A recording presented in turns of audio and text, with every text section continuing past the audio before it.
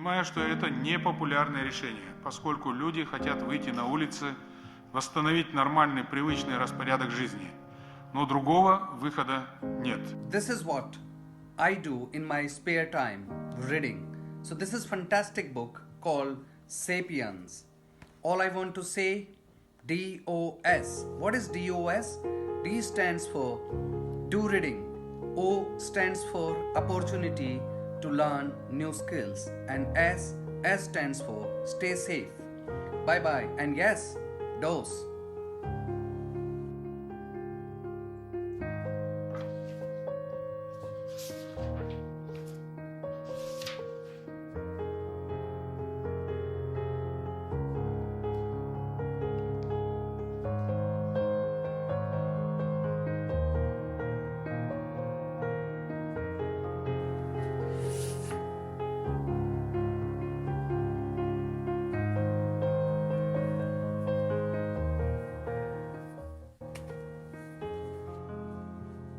Кітап рухани қазына. Кітап оқу арқылы біз өзіміздің ой өрісімізді өсіретін боламыз. Кітап оқыңыздар.